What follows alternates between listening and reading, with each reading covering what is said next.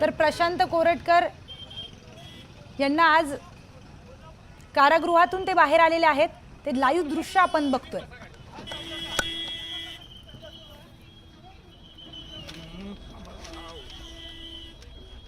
तर इतिहासकार इंद्रजित सावंत यांना दिलेली धमकी आणि या सगळ्या संदर्भात प्रशांत कोरटकरच्या जामिनावरील न्यायालयीन प्रक्रिया पूर्ण झालेली आहे। कोरटकर कोणत्याही क्षणी कोरटकर हे बाहेर आलेले आहेत कारागृहातून। प्रशांत कोरटकर हे कळंबा कारागृहातून बाहेर आलेले। तर ज्ञानेश्वर साळुंके आपले प्रतिनिधी आपल्या सोबत जोडले गेलेले आहेत। ज्ञानेश्वर, काय माहिती आहे? कोरटकर बाहेर आल्याचं कळतंय।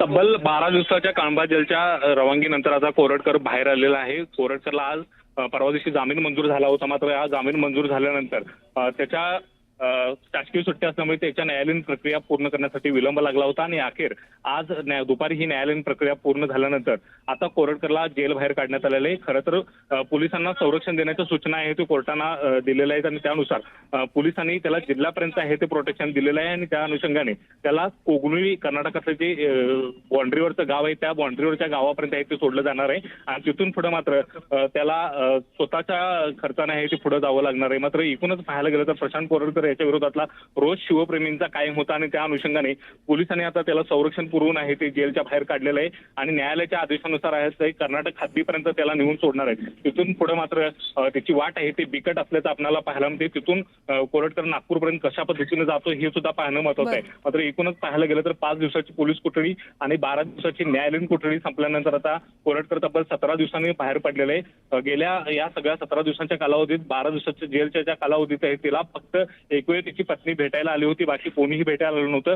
त्याला एका स्वतंत्र कोठडीमध्ये ठेवण्यात आले होते, बॅरॅकमध्ये ठेवण्यात आले होते, त्यामुळे त्याला पुस्तकं आणि त्याला दिली जात नव्हती। त्यामुळे दिवस आहे तो शांतपणे एकांतपणे तो न्यायालयीन या कळंबा जेलच्या आवारामध्ये आहे तो काढत होता आणि त्यानंतर अखेर आज त्याची सुटका झालेली आहे। शिवछत्रपतींचा अवमान करणं आणि इंद्रजित सावंतांना धमकी देणं याचा जे आहे ते मोठा मनस्ताप आता प्रशांत कोरटकरला झालेला आहे। कोर्टाने त्याला चांगलाच आहे ते या निमित्ताने दणका दिलेला आहे आणि एकूणच पाहायला गेलं तर आता तब्बल 17 दिवसानंतर तो जेल बाहेर आलेला आहे आणि आता नागपूरकडे तो रवाना झालेला आहे। कोल्हापूर पोलीस त्याला आता कर्नाटकच्या हद्दीपर्यंत आहे ते नेऊन सोडताना पाहायला मिळत आहे।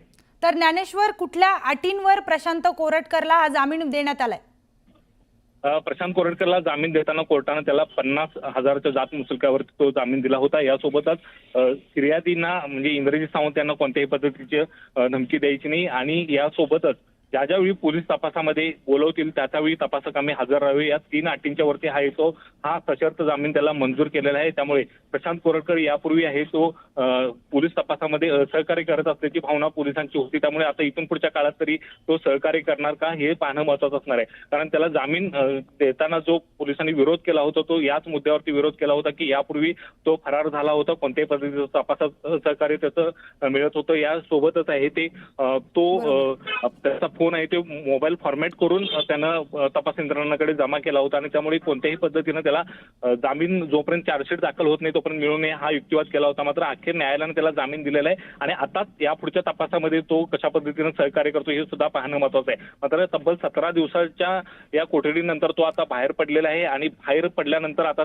तो नेमका आता कशा पद्धतीनं नागपूरपर्यंत जातो आणि नागपूरमध्ये गेल्यानंतर तो माध्यमांच्या समोर काही भूमिका आपली मांडणार आहे का हे सुद्धा पाहणं महत्त्वाचं असणार आहे। नक्कीच ज्ञानेश्वर, प्रशांत कोरटकर 17 दिवसांच्या पोलीस कोठडीतून बाहेर पडलेला आहे, पण शिवप्रेमींचा रोष तिथे दिसून येतोय का? या ठिकाणी पाहायला गेलं तर शिवप्रेमीने आहे तो ज्यावेळी त्याला अटक केली त्यावेळीपासूनच त्याच्या विरोधातला रोष आहे तो व्यक्त केला होता।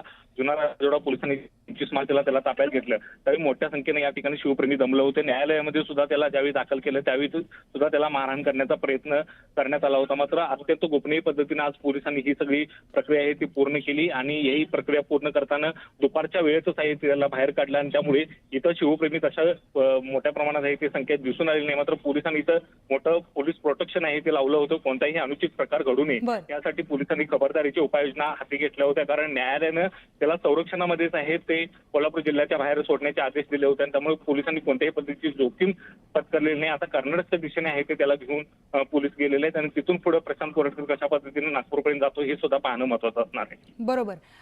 तर ज्ञानेश्वर, पुढची प्रक्रिया या संदर्भात काय असणार आहे?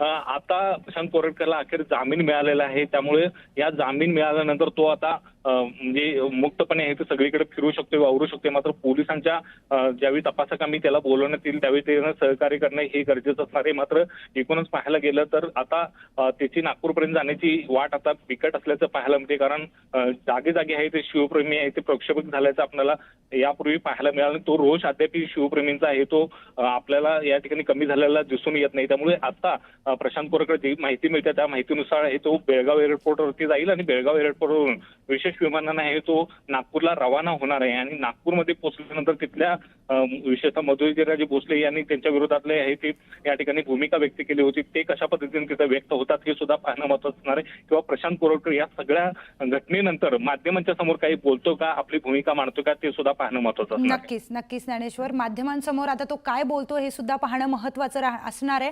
तर प्रशांत कोरटकर यांनी इतिहासकार इंद्रजित सावंत यांना धमकी दिली होती आणि त्यानंतर छत्रपतींबद्दल देखील त्यांनी अनेक आक्षेपार्ह वक्तव्य केले होते आणि त्यानंतर प्रशांत कोरटकर काही दिवस फरार देखील झाला होता. तर आता 18 दिवसांच्या पोलीस कोठडीनंतर त्याला जामीन मिळालाय. पण या जामीनमध्ये ज्ञानेश्वर पुढे काही त्याला कुठली जिल्हाबंदी किंवा राज्याच्या बाहेर त्याला जाता येणार नाही अशा कुठल्या अटी त्याच्यावर लादल्या गेल्या आहेत का? कोर्टाने ज्यावेळी आदेश दिला त्यावेळी ह्या कुठल्याही अटी आहे ते लादल्या गेलेल्या नाहीत. मात्र तपासाकामी सहकार्य करण्याचा आणि फिर्यादींना न धमकवण्याचे आदेश आहे ते या कोर्टाच्या आदेशामध्ये आहे ते म्हटलेलं आहे. आणि त्या अनुषंगाने तो पुढची कारवाई करणार का, आणि जर त्या अटींचं जर पालन नाही केलं तर मात्र त्याचा जामीन रद्द होऊ शकतो. आणि त्या अनुषंगाने आपल्याला माहिती आहे की फिर्यादीचे वकील असलेले असीम सरोदे यांनी सुद्धा भूमिका मांडली होती की जर त्याने या अटींचं उल्लंघन केलं तर मात्र आम्ही कोर्टामध्ये पुन्हा धाव घेऊ. आणि त्यामुळे एकूणच पाहायला गेलं तर प्रशांत कोरटकरच्या अडचणी अद्याप संपलेले नाहीत. कारण अजून त्याच्यावरती चार्जशीट आहे ती दाखल होणं बाकी आहे. चार्जशीटच्या दरम्यान आहे ते वेळोवेळी तपासासाठी पोलीस त्याला बोलवू शकतात आणि त्या तपासादरम्यान त्यानं येणं बंधनकारक आहे या कोर्टाच्या आदेशानुसार आहे. मात्र देशाबाहेर जाणं किंवा इतर कुठं शहर सोडून जाणं असली कुठलीही बंधनं त्याच्यावरती सध्या तरी आता न्याय प्रक्रियेनं लादलेली नाही. त्यामुळे तो सगळीकडे फिरण्यासाठी सध्या तरी मुक्त आहे. मात्र ज्या ठिकाणी आता शिवछत्रपतींच्या अवमानामुळे त्याच्या विरोधात तो रोष आहे त्यामुळे तो हा रोष पत्करून कितपत उघड माथ्याने फिरतो हे सुद्धा पाहणं महत्त्वाचं असणार आहे. अगदी ज्ञानेश्वर, शिवप्रेमींचा प्रशांत कोरटकर विरोधात रोष आहे त्यामुळे तो किती मोकळ्या याच्यात फिरतोय ते बघण्यासारखं असणार आहे. पण हा जामीन जो आहे तो किती दिवसांसाठी दिलाय आणि त्या जामिनाच्या ज्या दिवस आहेत त्याच्यामध्ये सुद्धा त्याला पोलिसांचं संरक्षण मिळणार आहे का? आता जे पोलिसांचं संरक्षण त्याला होतं ते आता न्यायालयाच्या आदेशानुसार जिल्ह्याच्या बाहेर सोडेपर्यंत आहे ते संरक्षण होतं. कारण कोल्हापूर पोलिसांनी त्याचा ताबा घेतला होता. कोल्हापूर पोलिसांच्या तो अटकेत होता. त्यामुळे कोल्हापूर पोलिसांची जबाबदारी होती की जिल्ह्याच्या बाहेर त्याला आहे ते संरक्षणामध्ये पोहोचवणं. आणि न्यायालयानं सुद्धा पोलिसांना तीच बंधनं आहे ती घातली होती. आणि त्या अनुषंगाने पाहायला गेलं तर कोल्हापूर पोलीस आता त्याला कर्नाटकच्या हद्दीपर्यंत या ठिकाणी सोडताना पाहायला मिळतात. मात्र एकूण नागपूर पोलिसांनी त्याला जे संरक्षण दिलं होतं ते त्याला पूर्ववत मिळणार का नागपूरमध्ये गेल्यावरती ते पाहणं एकूणच महत्त्वाचं असणार आहे. त्या अनुषंगाने आता नागपूरमध्ये गेल्यानंतर पोलीस त्याला संरक्षण तिथले देतात का, स्थानिक पोलिसांचं त्याला कशा पद्धतीनं संरक्षणाचं कवच असणार हे सुद्धा आता पाहणं महत्त्वाचं राहणार आहे. बरोबर ज्ञानेश्वर, आता शिवप्रेमींचा जो रोष आहे तो प्रशांत कोरटकरच्या विरोधात अनेक असे घटना झाल्या त्याच्यात दिसून आलाय. त्यामुळे आता प्रशांत कोरटकरला जामीन मिळाली आहे पण त्यानंतर संरक्षण मिळणार की नाही नागपूर पोलिसांकडून हे पाहणं महत्त्वाचं असणार आहे. अजून कुठल्या अटी शर्ती त्याच्यावर लागू केल्या आहेत, काय अधिकची माहिती आहे या संदर्भात? प्रशांत कोरटकरला जवळपास 5 दिवसाची सुरुवातीला पोलीस कोठडी मिळाली आणि त्यानंतर 14 दिवसाची न्यायालयीन कोठडी मिळाली. मात्र ही न्यायालयीन कोठडी संपायच्या अगोदरच 2 दिवस आहे ते त्याला हा जामीन मिळाला. 2 वेळा त्यांना जामिनासाठी प्रयत्न केला. पहिल्यांदा जामीन आहे त्याचा फेटाळला गेला, नंतरच्या सत्रामध्ये आहे ते त्याला जामीन दिला गेला. मात्र हा जामीन देताना प्रशांत कोरटकर याला सशर्त आहे तो जो जामीन कोल्हापूर सत्र न्यायालयानं आहे तो दिलेला आहे. आणि या जामिनाच्या दरम्यान आहे त्याला कोणत्याही पद्धतीने साक्षीदारांना धमकावत नाही अशा पद्धतीचे आदेश दिलेत. आणि यासोबत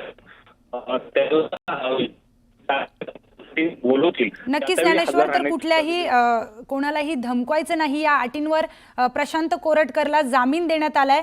आणि या अटींवर त्याला जामीन देऊन मग कर्नाटक बाउंड्रीपर्यंत त्याला कोल्हापूर पोलीस सोडणार आहेत. या जामिनाची न्यायालयीन प्रक्रिया पूर्ण झाली आहे, दृश्य आपण स्क्रीनवर पाहतोय. तर कोरटकर हा कळंब जेलमधून बाहेर आलाय. कळंब तुरुंगातून कोरटकरला बाहेर कळंब तुरुंगातून आणण्यात आलंय. कोरटकरची सुरक्षा आणि प्रशांत कोरटकरची सुरक्षा आपल्याला सुरक्षेतून त्याला बाहेर आणतानाचं पाहायला मिळतंय. कळंब तुरुंगातून कोरटकरची सुटका झालेली आहे, पण शिवप्रेमींमध्ये असलेला रोष आता तिथे दिसून येतोय आणि शिवप्रेमींचा जो रोष आहे त्यामध्ये तो किती मोकळ्या हवेत फिरू शकतो हे सुद्धा पाहणं महत्त्वाचं ठरणार आहे। तर कोरटकर हा तुरुंगाबाहेर आलेला आहे। कळंब तुरुंगाचे दृश्य आपण कोल्हापूरमधून लाईव्ह बघतोय। ज्ञानेश्वर आपल्या सोबत जोडले गेलेले आहेत। ज्ञानेश्वर, तिथे मीडिया सुद्धा दिसून येते, पण अतिरिक्त जी सुरक्षा आहे कोरटकरसाठी ती सुद्धा तिथे दिसून येते। तर काय मीडियासाठी तिथे काय नेमकं सुरक्षा रक्षकांनी काय उपाययोजना केल्यात? या ठिकाणी पाहायला गेलं तर मोठ्या पद्धतीनं तणाव आहे तो निर्माण झाला होता, कारण ज्या पद्धतीनं कोरटकरच्या विरोधातला रोष होता त्या पद्धतीचा रोष आज सुद्धा व्यक्त होण्याची शक्यता आणि भीती आहे ती होती। आणि त्या अनुषंगाने पोलिसांनी या ठिकाणी कडक पोलीस बंदोबस्त तैनात करण्यात आला होता। अगदी ज्या पोलिसांच्या गाड्या होत्या जेलच्या प्रेमाइसमध्ये आतमध्ये जाऊन कोरटकरला त्या घेऊन आल्या आणि त्या बाहेर येताना या ठिकाणी मोठ्या प्रमाणात इथे गर्दी जमली होती आणि त्यामुळे कोणत्याही पद्धतीची अनुचित घटना घडू नये यासाठी पोलिसांनी या ठिकाणी कडक बंदोबस्त करत अगदी मीडियाला सुद्धा आहे ते रोखून धरण्याचा प्रयत्न केला होता। त्यामुळे काही काळ तणावाचं वातावरण या ठिकाणी निर्माण झालं होतं। मात्र या गाड्यांचा ताफा आहे तो आता त्याला कर्नाटकच्या दिशेने घेऊन गेलेला आहे आणि तो तिथून पुढे आहे तो नागपूरकडे रवाना प्रशांत कोरटकर स्वतःच्या खर्चानं होणार आहे। मात्र एकूणच पाहायला गेलं तर कोरटकर आता तब्बल 17 दिवसानंतर आहे तो जेलच्या बाहेर आलेला आहे आणि यानंतर त्याची भूमिका जी आहे ती यातली महत्त्वाची असणार। तर ज्ञानेश्वर, कायदा आणि सुव्यवस्थेची संपूर्ण काळजी तिथे पोलिसांनी घेतल्याचं दिसून येत आहे। शिवप्रेमींचा रोष तिथे आहे, त्याचबरोबर तिथे कायदा आणि सुव्यवस्था देखील ढासळू नये याची देखील काळजी घेण्यात आली आहे। तर धन्यवाद ज्ञानेश्वर सगळ्या सविस्तर माहितीसाठी।